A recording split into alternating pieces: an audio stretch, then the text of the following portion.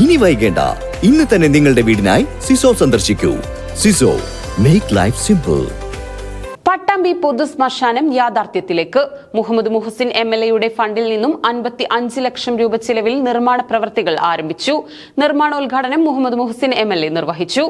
നീണ്ട വർഷങ്ങളുടെ കാത്തിരിപ്പിനൊടുവിൽ പട്ടാമ്പി പൊതു ശ്മശാനം ഒടുവിൽ യാഥാർത്ഥ്യത്തിലേക്ക്. നമ്പ്രം റോഡിൽ പുഴയോരത്ത് വർഷങ്ങൾക്ക് മുൻപാണ് പൊതു ശ്മശാനം നിർമ്മിച്ചത്. എന്നാൽ ജനങ്ങളുടെ എതിർപ്പിനെ തുടർന്ന് ശ്മശാനം പ്രവർത്തിച്ചില്ല. നിയമക്കുരുക്കിൽ വർഷങ്ങൾ. നഗരസഭയുടെ അഭ്യർത്ഥന മാനിച്ച് മുഹമ്മദ് മുഹസിൻ MLA ജില്ലാ കളക്ടറുമായി ഇടപെട്ട ശേഷമാണ് നിയമക്കുരുക്കുകൾ അഴിച്ച് ശ്മശാനം തുറന്ന് പ്രവർത്തിക്കാൻ അനുമതിയായത്. ആദ്യഘട്ട പ്രവൃത്തികൾക്ക് മുഹമ്മദ് മുഹസിൻ MLA ഫണ്ടിൽ നിന്നും 55 ലക്ഷം രൂപ അനുവദിച്ചു. ശനിയാഴ്ച നിർമ്മാണോദ്ഘാടനം മുഹമ്മദ് മുഹസിൻ MLA നിർവഹിച്ചു.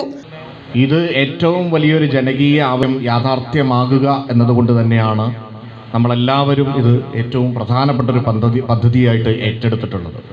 ഞാനിപ്പോഴും ഓർക്കുകയാണ്, ഞാൻ വിദ്യാർത്ഥിയാകുമ്പോൾ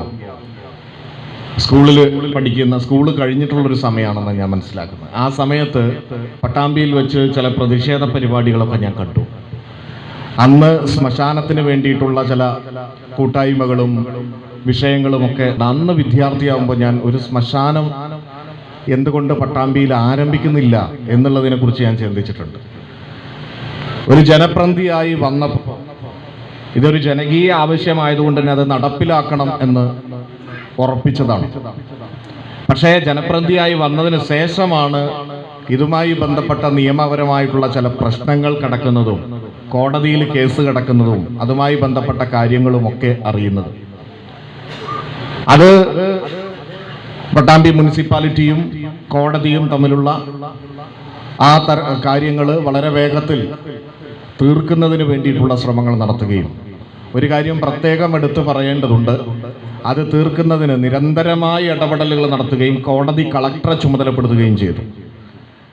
ശ്മശാനത്തിലെ അനുബന്ധ ഉപകരണങ്ങൾക്ക് VK ശ്രീകണ്ഠൻ MPയുടെ ഫണ്ടിൽ നിന്നും 50 ലക്ഷം രൂപയും അനുവദിച്ചിട്ടുണ്ട്. നിർമ്മാണോദ്ഘാടന ചടങ്ങിൽ നഗരസഭാ ചെയർപേഴ്സൺ O ലക്ഷ്മിക്കുട്ടി അധ്യക്ഷയായി. P വിജയകുമാർ, K രാജൻ, കവിത, KT ruqyah, KR Narayanaswamy, C സംഗീത, CA Sajid, Suresh, taluk tahsildar KT Kishore, NP Vinayakumar തുടങ്ങിയവർ പങ്കെടുത്ത് സംസാരിച്ചു.